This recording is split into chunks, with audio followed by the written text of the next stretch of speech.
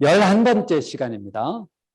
성경을 읽기에 성경을 통독할 때 좀 알아두면 훨씬 더 유익한 그런 지식 시리즈로 이렇게 해나가고 있는데, 오늘 11번째 뭐냐면 율법입니다. 율법. 율법은 구약 내내 율법 이야기죠.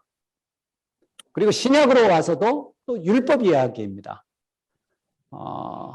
그래서 율법이 너무 중요해요. 그리고 또 한국 오늘 교회에도 율법을 지키냐 마냐 뭐 이런 고민들도 하고 있고요. 아무튼 율법에 대해서 한번 오늘 이 시간에 제가 좀 간략하게 딱 분명하게 정리를 하겠습니다. 장로님, 제가 어려운 질문일 수도 있는데요. 율법 우리 지켜야 됩니까? 안 지켜도 됩니까? 율법에. 지키라고 만들었어요. 그러면 율법 오늘 지키고, 사실 율법이거든요. 오늘날 제가 단언합니다. 에서 율법 지키는 사람 한 사람도 없어요. 지킬 수가 없어요. 왜요?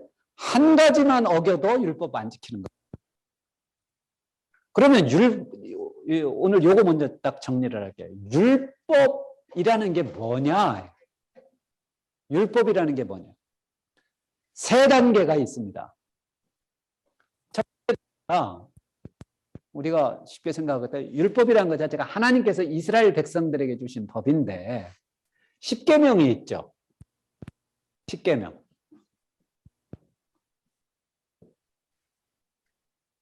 그런데 이 십계명은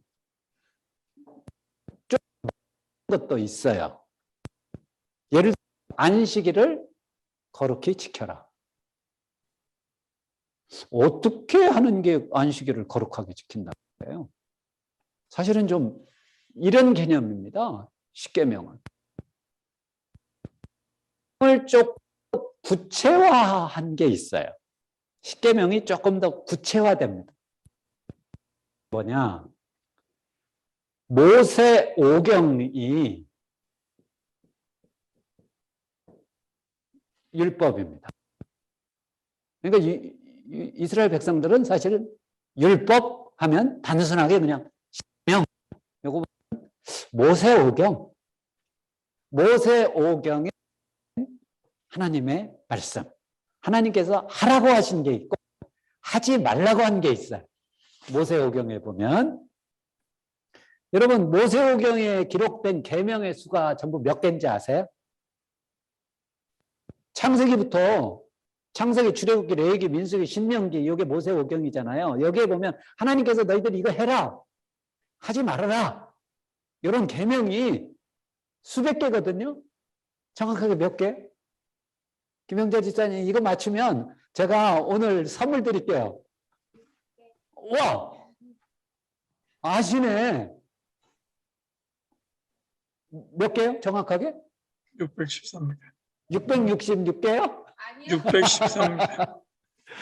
613개입니다. 613개. 근데 이 613개인데 이걸 또 재미있게 또 이거를 중세시대 때 랍비인데요. 랍비 중에 한 사람이 이거를 또 이렇게 또 의미 부여를 했어요. 613개의 계명이 있는데 하라라는 계명이 248개. 하지 마라라는 계명이 요거 빼면 되겠죠? 365개다.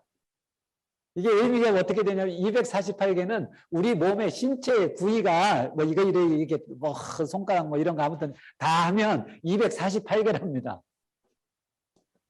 뭐 365는 365일 뭐 이렇게 이제 의미를 부여하면 되겠죠. 이것처럼 613개의 계명이 있는데 창세기에 몇 개가 있느냐? 창세기에 의외로 뭐 어떤 계명이 있을까요?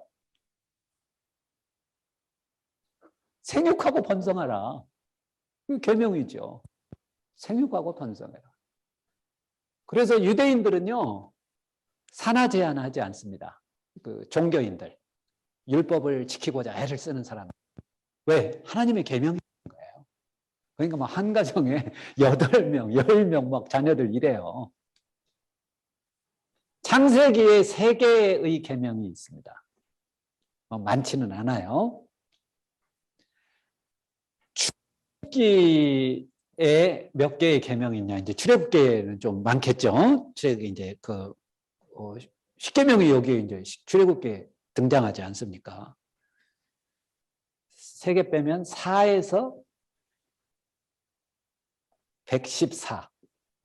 그러니까 100개네요. 그렇죠? 4에서 114. 창세기, 출애굽기, 레위기. 레위기에도 또 많이 있겠죠? 레위기는 115에서 361. 레위기에 많아요. 그 다음에요. 민수기가 있습니다. 민수기는 362에서 413. 그럼 남는 게 뭐예요? 신명기 414에서 613이겠죠. 계명이 이렇게 많다는 거예요. 모세오경에 기록되어 있는 계명. 이것을 토라라고 합니다. 유대인들은 토라. 계명하면 조금 더 구체화된 거죠. 그렇죠?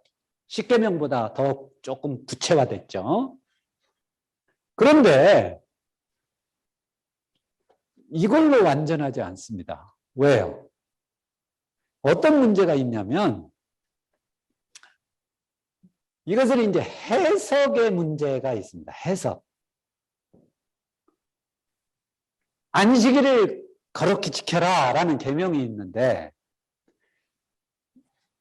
하나님께서 모세에게 이 모세오경을 줄 때와 지금 현대는 달라요. 시대 상황이 많이 바뀌었습니다. 어떤 문제가 있느냐? 한 가지 예를 든다면 전기 문제가 있어요. 전기를 켜는 것이 율법을 어기는 거냐 아니냐. 장로님 생각하실 때 전기 켜는 거 율법 어기는 걸까요? 아닐까요?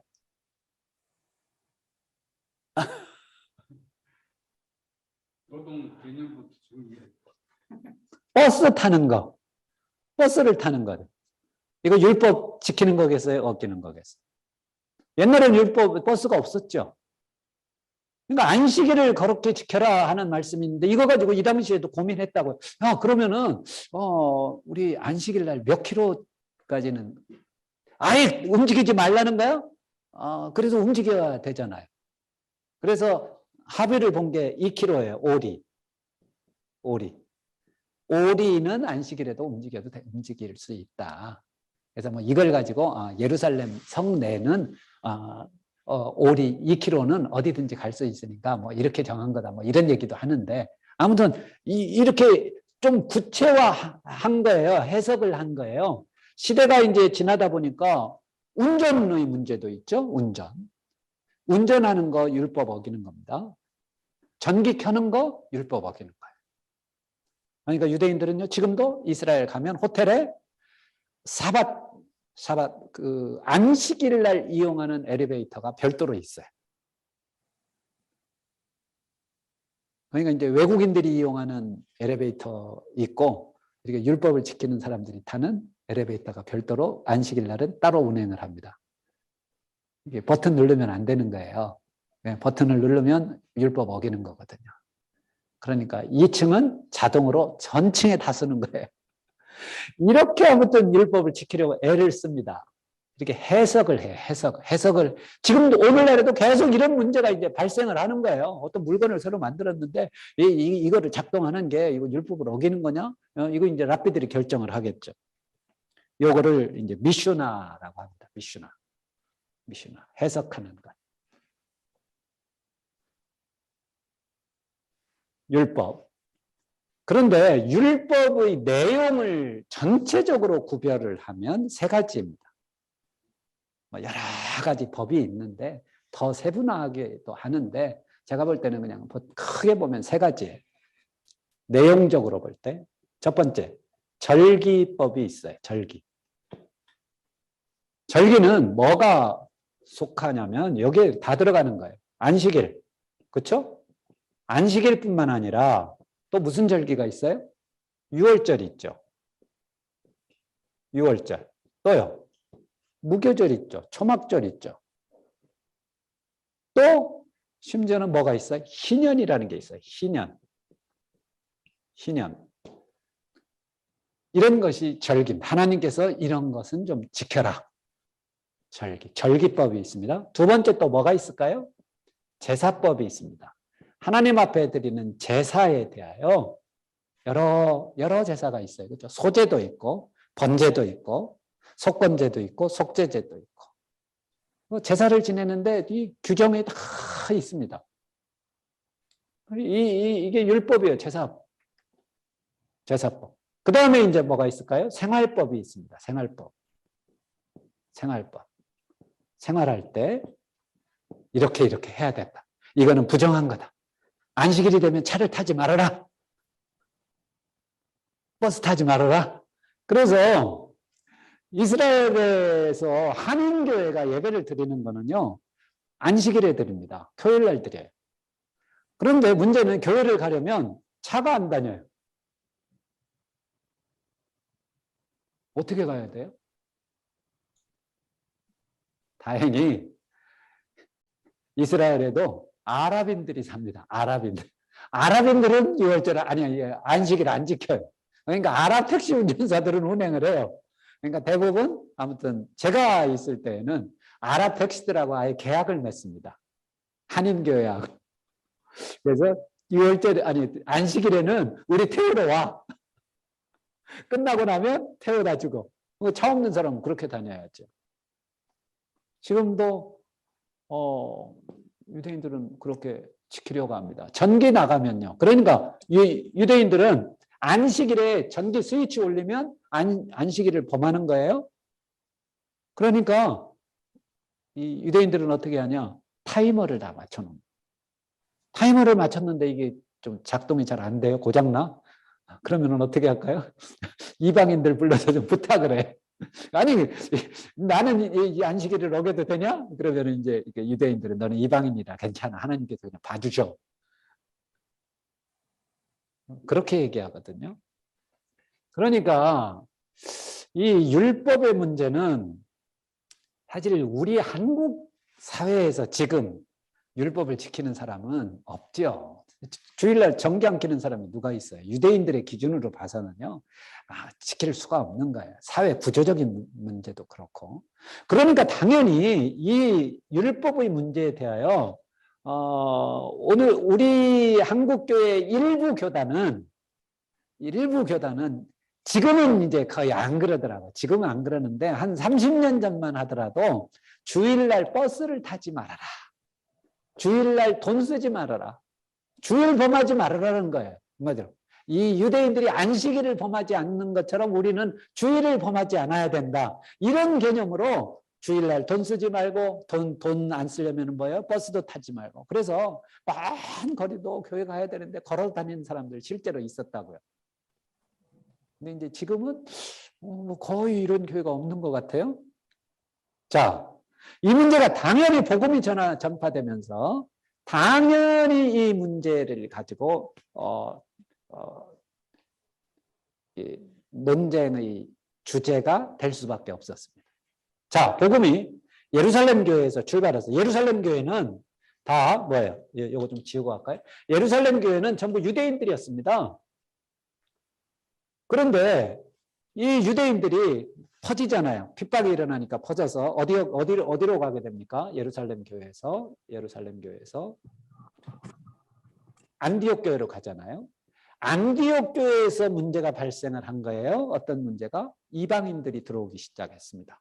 많은 이방인들이 헬라인들이 적지 않은 헬라인들이 교회 안으로 들어왔습니다. 당연히 뭐 어떤 문제가 일어나겠어요? 율법의 문제가 대두됩니다. 이방인들이 믿음을 갖게 됐는데 이 사람들 율법 지켜야 되냐 말아야 되냐. 율법을 지켜야 된다는 사람들이 있었고 이방인들은 율법 안 지켜도 돼라고 하는 사람들이 있었어요. 율법을 지켜야 된다는 사람들은 특히 바리새인들이었습니다. 바리새인들. 이방인들도 할례 받고 이방인들도 우리처럼 율법 지켜야 돼. 이 문제를 가지고 사도 바울이 예루살렘 교회를 방문합니다. 그렇죠? 이게 사도행전 10장에 나오죠? 15장. 15장인가요? 네, 15장. 죄송합니다. 15장. 예. 예루살렘 공의회 15장. 네. 자, 예루살렘 교회에 올라가서 사도들과 이 문제를 놓고 논의를 합니다. 사도들이 잘 정리를 해줘요. 어떻게 정리를 합니까? 이방인들에게 우리의 율법의 무거운 짐을 지우지 말자. 그러나 이거는 이방인들도 행하게 하자. 네 가지요. 그렇죠? 네 가지를 얘기하죠. 뭐에 대해서 얘기하나요? 우리 한번 봅시다. 자, 우상의 제물, 우상의 제물, 피, 목매어 죽인 고기, 목매어 죽인 것, 그리고 음행. 네 가지는 이방인들도 지키게 하자. 그리고 나머지 율법에 대해서는 좀 자유하게 하자. 이게 이제 첫 번째 논의가 된 거예요. 자, 그런데 조금 또 반전이 일어납니다. 바울은 이제 이 답을 가지고 안디옥으로 내려간 거예요. 그런데 바울이 마게도냐 지역을 쭉 또 선교 여행을 하잖아요. 그러면서 많은 이방인들이 또 들어오게 됩니다. 믿게 된 거예요. 예수님을 믿게 된 거예요. 그런데 바울은 이렇게 아마 가르쳤을 거라고 다니면서 이방인들에게. 그런데 이 이야기가 예루살렘에 있는 유대인들에게 다 어떻게 보면 전달이 됐는데 좀 곡해가 돼서 전달이 된 것 같아요. 그래서 이후에 바울이 우리 사도행전 20장, 21장 내용 보면 오늘 제가 설교 때도 조금 언급을 했습니다만 예루살렘으로 올라가려고 하잖아요. 이 성령의 지시를 따라 올라가는 거거든요. 그래서 예루살렘에 올라갔어요. 예루살렘에 올라가서 야고보 있죠? 야고보는 사도 야고보가 아니라 예수님의 동생 야고보로 보입니다. 야고보와 장로들을 만납니다. 장로들을 만나는데 야고보와 장로들이 바울한테 제안을 합니다. 너 지금 올라왔는데 사실 너 지금 밖에 나가면 큰일 나. 왜? 너 지금 죽이겠다고 하는 유대인들이 지금 한둘이 아니야. 한마디로 지금 이러거든요. 왜? 너가 지금 다니면서 선교 이방인들에게 복음을 전했는데 지금 소문이 어떻게 났냐면은 바울이 모세를 배반하고 율법을 지키지 않아도 된다. 율법 지키지 않아도 된다고 이제 자 내용을 한번 보겠습니다. 예. 그러면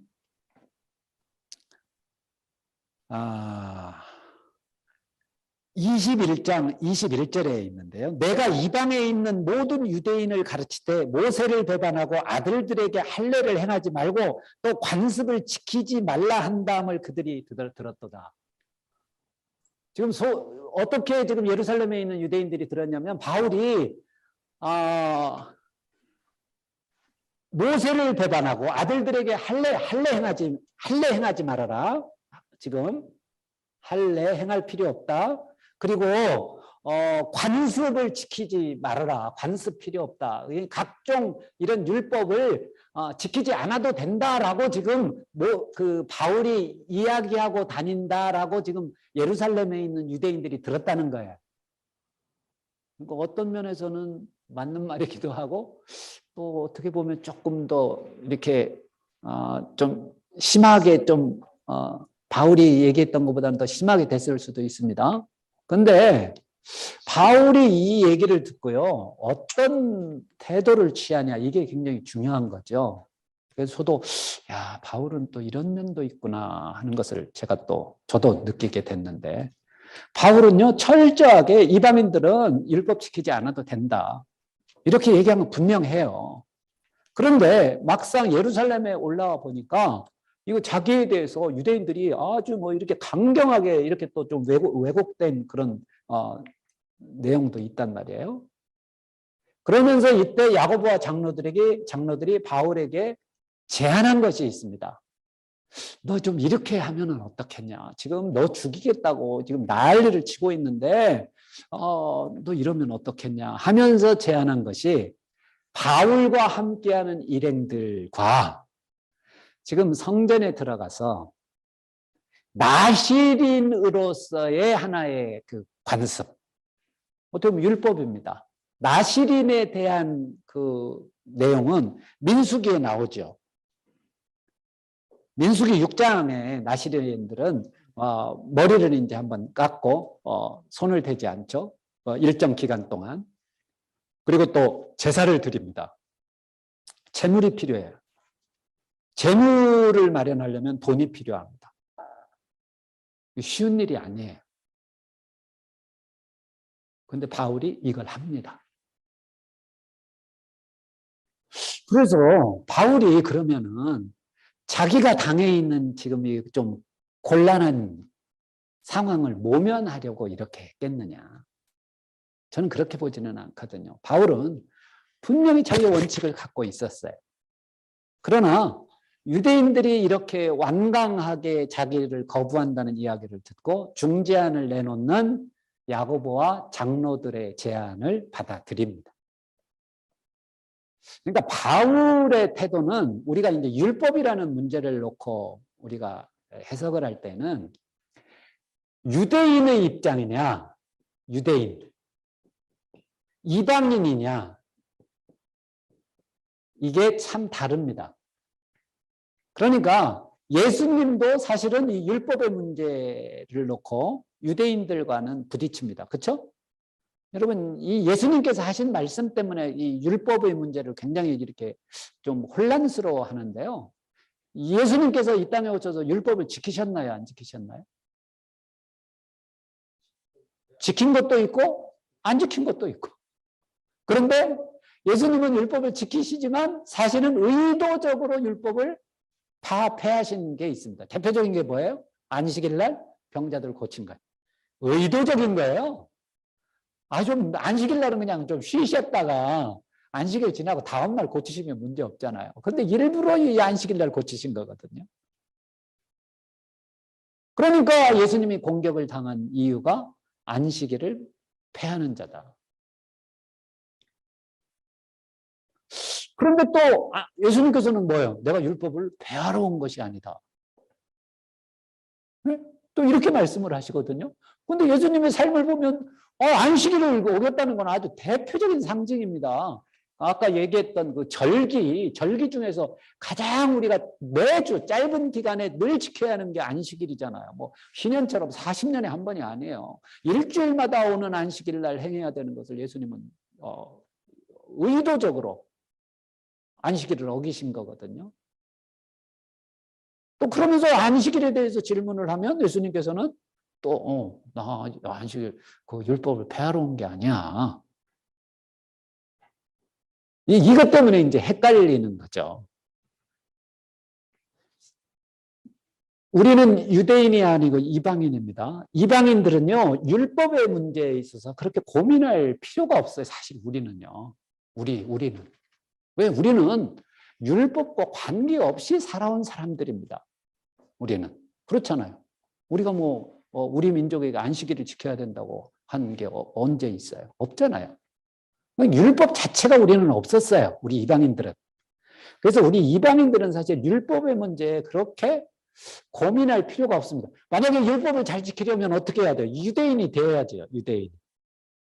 유대인이 되어서 율법을 지킨다면 좀 가능할지는 모르겠어요. 그래서 율법의 문제에 대해서 뭐 율법을 지켜야 되느냐, 이 시대에 안 지켜야 되느냐, 이거는 우리가 그렇게 크게 고민할 문제가 아닙니다. 왜냐하면 우리 이방인이기 때문에. 이방인에 대해서는 이 사도행전 10장과 우리가 21장 오늘 본 요 내용, 여기에서 잘 정리가 됐어요. 그럼에도 불구하고 바울은 또 율법을 지켜주고자 했습니다. 이방인들을 향하여요? 아니요. 유대인들을 향하여. 유대인들은 율법을 잘 지키는 사람들이에요. 그러니까 율법을 잘 지키려고 하는 사람들에게 야, 니네 그거 지켜 아무 소용없어. 이렇게 얘기하지 않은 거예요. 그래, 맞아. 율법도 유익한 점이 많이 있어. 나는 달랜 거라고 봅니다. 유대인들을. 사도 바울이. 그렇다고 해서 율법을 지키면 우리가 의로워질 수 있다. 구원받는다. 그런 차원이 아니라고 봐요. 이방인들에게는요, 사실 이 율법의 문제를 가지고 그다지 그렇게 논란의 대상이 될 필요가 없다라고 봅니다. 그래서 율법에 대해서 오늘은 여기까지만 하겠습니다. 그래서 이 율법의 문제는 한 번 더 사실 깊이 있게 좀 다뤄야 되죠. 근데 오늘은 이렇게 간단하게만 일단 지켜보겠습니다. 그래, 오늘